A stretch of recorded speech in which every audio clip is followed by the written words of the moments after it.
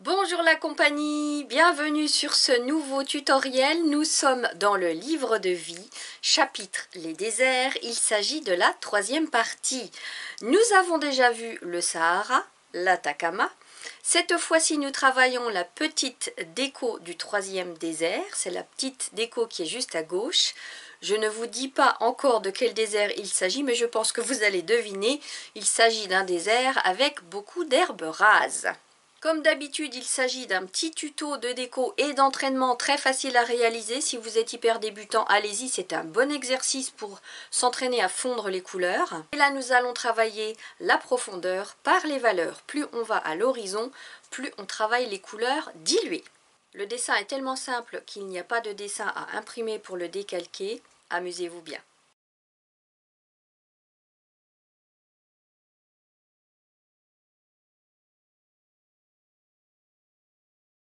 Je vous invite donc à préparer votre feuille de 2,5 cm de large et 17,5 cm de haut avec 5 mm de marge au-dessus et en dessous.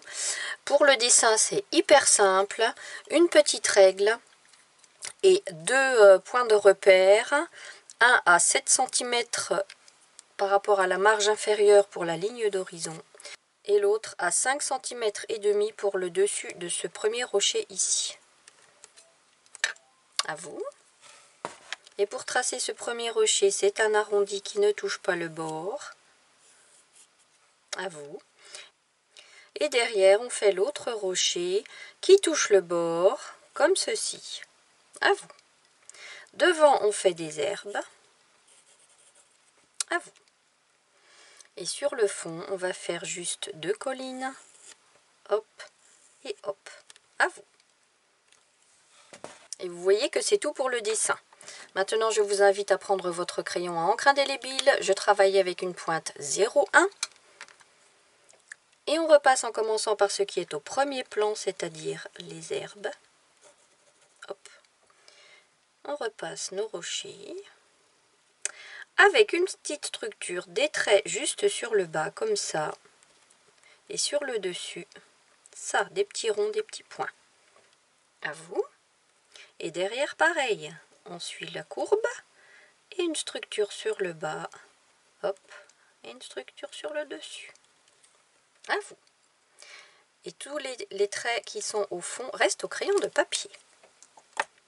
On peut maintenant gommer le crayonné des rochers. Je rappelle que l'encre indélébile est à prise instantanée. On peut gommer tout de suite. À vous. Ce qui concerne les couleurs qu'on va utiliser, voici la liste. Jaune de cadmium citron 203 White Nights. Si vous n'avez pas exactement mes marques, ce n'est pas grave, vous prenez ce qui s'en rapproche. Vert de mai 524 de chez Schminke.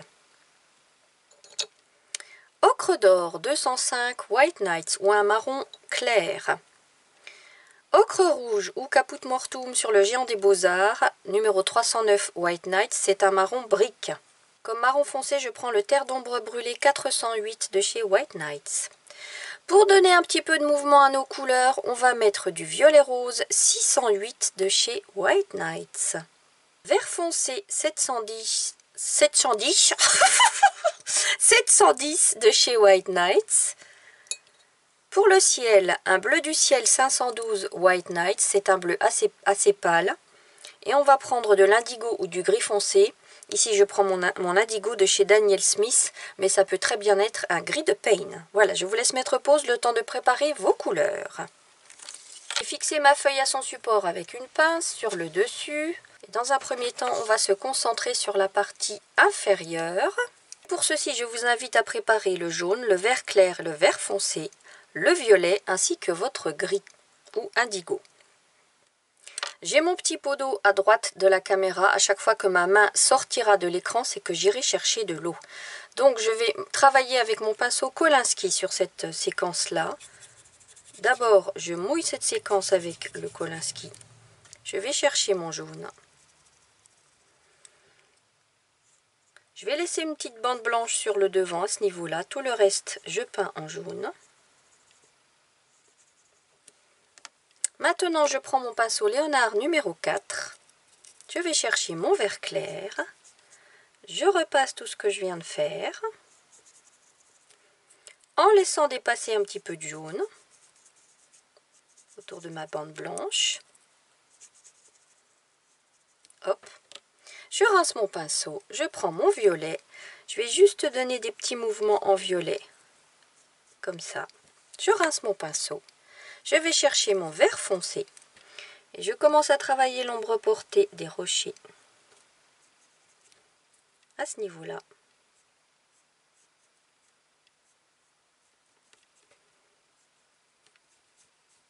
Là. Et je rajoute un petit peu d'ombre sur le violet pour ne pas qu'il prenne le dessus.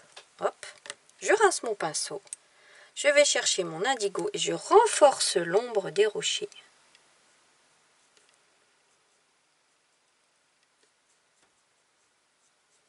Comme ça là. Et vous voyez que ici j'ai beaucoup plus de lumière qu'à gauche parce que j'ai laissé une bande blanche, ce que je n'avais pas fait sur mon prototype. À vous. Maintenant on va passer sur le fond, la partie du fond de l'herbe. Je mouille la séquence avec mon Kolinsky, je n'applique pas de jaune. On part vers la perspective, on sera un peu plus pâle, moins vif. On peut laisser des petites bandes blanches. Et je ne fais que ça.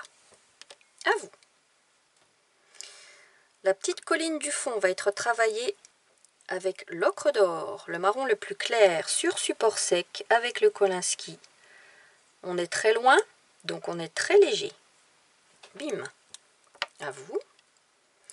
Et la colline qui est encore plus loin, je vais chercher un reste de gris dans ma coupelle, hyper léger, pareil, sur support sec également, en laissant du blanc.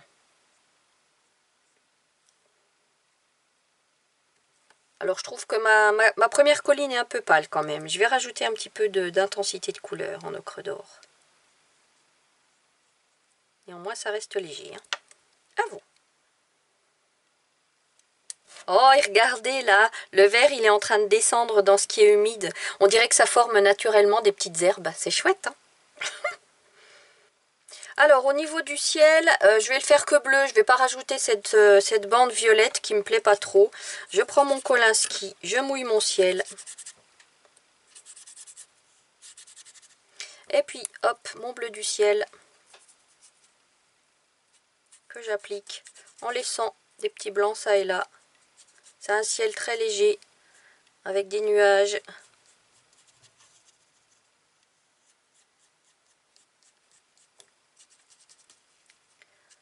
Voilà, je ne le travaille pas trop ce ciel. À vous. Alors, mon vert foncé ici n'est pas sec, donc j'attends quelques minutes avant de travailler mes rochers. Une petite pause. Voilà, j'ai attendu 3 minutes. Hein. Et vous savez ce que j'ai fait pendant ces 3 minutes? Un exercice de respiration. Et ben, ça fait du bien. Allez, maintenant, pour travailler les rochers, on prépare le jaune, l'ocre d'or, donc votre marron clair, votre marron brique, le marron foncé, le violet pour donner du mouvement même au marron, ainsi que l'indigo. Je ne sais pas si j'irai jusqu'à l'indigo, on verra. Voilà, donc 6 couleurs. Alors, contrairement à mon prototype, je vais travailler sur support sec.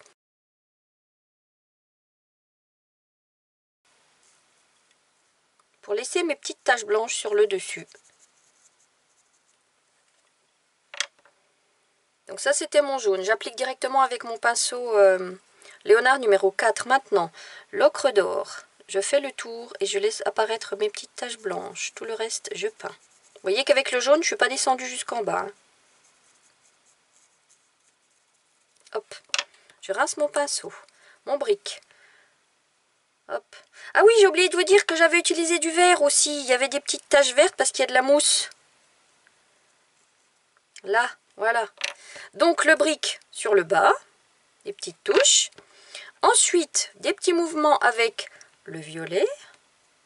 Hop, je rince mon pinceau. Mon terre, c'était quoi? C'était terre d'ombre brûlée. Donc votre marron foncé. Je renforce l'ombre propre de ce rocher.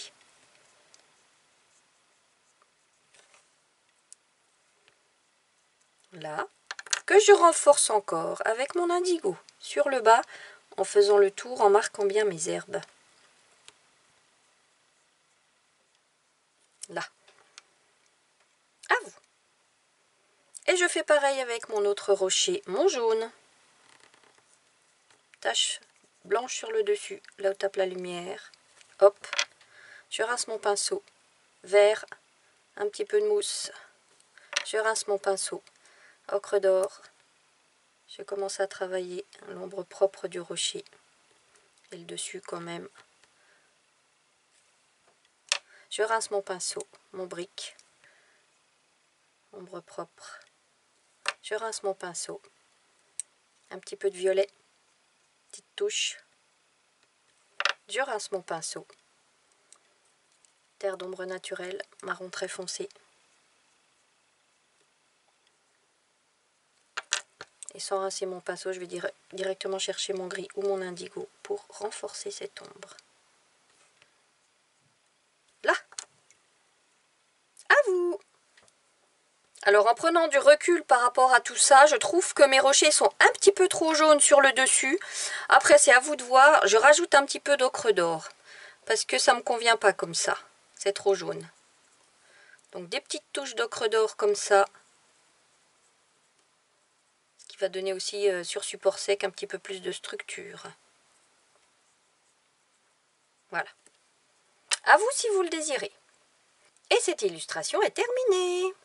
Voilà, j'espère que ça vous a plu. Maintenant, à vous de jouer si vous avez envie d'agrandir ce paysage.